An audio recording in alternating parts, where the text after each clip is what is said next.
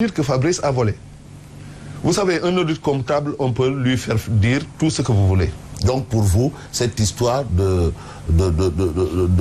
l'argent de force Covid-19 ne devrait pas amener des gens en prison. Personne n'a rien fait. Vous ne l'entendez pas. Vous n'entendez plus parler de la Covid-19.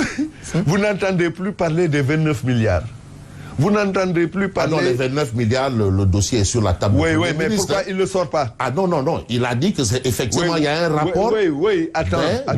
C'est sur sa table. Attends. Les gens ont dit qu'il n'y a pas de rapport. Ah ben oui, il dit qu'il a un rapport qui est sur sa table. C'est la parole de ces gens. Ce que dit Pastef, je n'y crois pas. Pastef, c'est pas un parti de gouvernement, c'est un parti d'opposition. C'est quoi un parti? Vous les voyez tout le temps. Vous les voyez, quand ils sont arrivés au gouvernement, c'est un reniement continu. Chaque jour, ils renient ce qu'ils avaient dit. Donc, on n'a pas en face de nous un parti de gouvernement, mais un parti d'opposition qui se renie tout le temps. Et vous voulez faire croire aux Sénégalais que ça vient de nous. Non, ça ne vient pas de nous. En tout cas, je suis désolé. Le rapport Fabrice, de la Cour des comptes... Fabrice, je suis désolé. Le rapport de la Cour des comptes, c'est votre gestion. Attends, Fabrice, je suis désolé. Vous aviez entendu tous ces rapports. Vous aviez entendu autant de détournements qui a été dit. Et vous n'avez jamais vu quelqu'un attrapé. Non, on vous promet. On vous dit, oui, on va s'en occuper. Pourquoi s'en occuper? Les donner à la justice? Et vous n'avez pas peur? Mais pourquoi avoir peur de ça? Quiconque qui a eu à gérer des fonds publics doit rendre compte. Ça, il faut qu'on soit clair sur ça. Que les gens doivent rendre compte. Qu'ils soient sanctionnés positivement ou négativement. Au moins, on pourra dire que les tenants actuels du pouvoir ont réussi à freiner l'hémorragie par rapport au coût cher de la vie. Ils ont freiné l'hémorragie. Non, ils n'ont rien réussi. Tout ce qu'ils font était dans le budget qui a été fait par notre régime. Ces gens-là n'ont pas fait de loi de finances rectificative. Depuis leur arrivée, avez-vous vu une loi de finances rectificative? Non. Bon, donc tout ce qu'ils font, c'est par rapport à ce que nous avions programmé. Non, mais c'est l'État. Dans notre budget. Au moins, on a l'état des lieux. En 2012, quand on est venu, nous, la première chose qu'on avait faite, c'est une loi de finances rectificative pour changer. Mais ceux-là vont continuer ce que le régime de Macky Sall avait fait jusqu'en 2029. Ah bon? Moi, je crois que eux, ils devaient se taire. Non, laisse-moi mais ce que vous dites et ce qu'ils disent, c'est pas la même chose. Comment vous allez nous dire que ce régime va continuer? Mais sinon, ils ont été réélus, pourquoi? Mais laisse-moi continuer. Bismillah. Ce régime devait se taire, acheter des pots de peinture et inaugurer tout ce qui sortira des programmes du PSE. Il n'y avait que ça à faire. Il devait se taire, acheter des pots de peinture, peindre et inaugurer jusqu'en 2029. Mais au moins... Parce qu'au moins, ils vous ont dit dans le Conseil des ministres du 5 mai qu'ils n'ont pas de programme.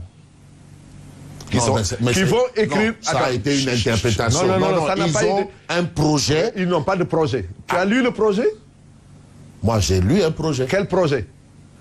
Non, mais c'est pas à moi de vous le dire. Dis-moi. Si vous ne l'avez pas lu, c'est grave. Depuis 2000, vous, en tant que conseiller des collectivités territoriales, vous n'avez pas lu le projet de... Non, il n'y a pas de projet. Il n'y a jamais eu de projet. Depuis 2014, on nous tympanise avec projet. Ils sont arrivés au gouvernement, ils vont poursuivre le PSE.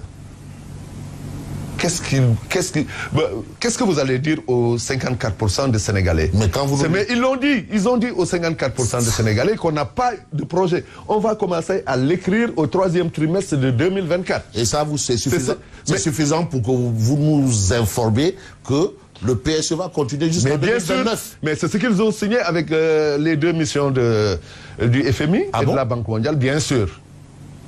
Ils vont continuer. Mais oui, mais peut-être qu'ils vont changer les noms. Parce que vous verrez que des noms vont changer. L'appellation va changer. L'appellation de certains programmes et autres. va changer. Mais le contenu et le contenant resteront toujours les mêmes. D'accord. Le président Bassirou Diomaye Faye est à Paris. Alors déjà, comment voyez-vous cette démarche-là? Mais moi, depuis Abidjan, depuis le voyage à Abidjan, j'avais dit que le voyage d'Abidjan préparait le voyage de Paris. Mais il n'y a pas de rapport.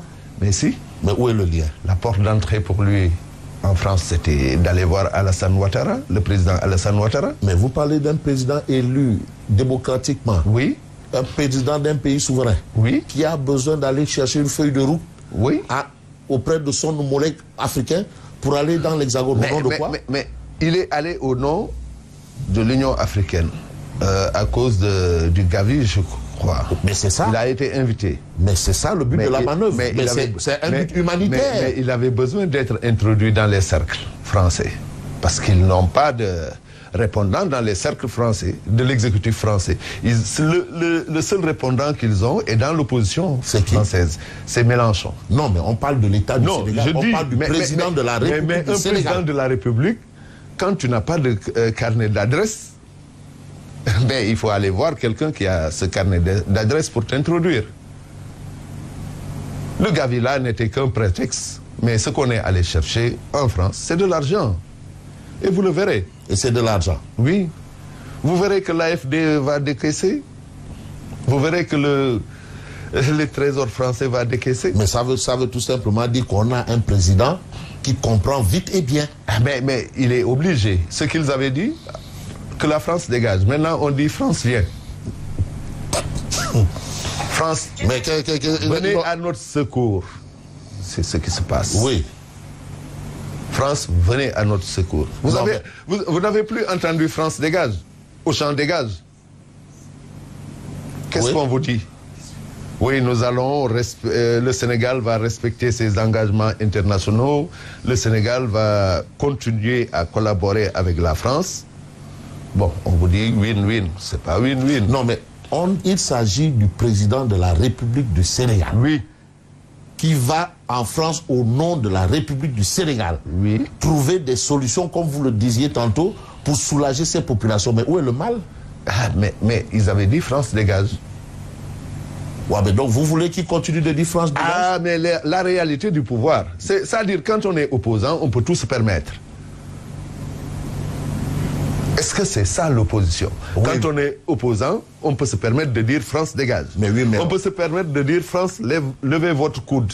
On peut se permettre de dire le FMI, quand j'entends le FMI et la Banque mondiale donner un satisfecit au Sénégal, j'ai peur. Et après, vous allez demander de l'aide au FMI et à la Banque mondiale. Après, vous allez en France demander de l'aide, au secours.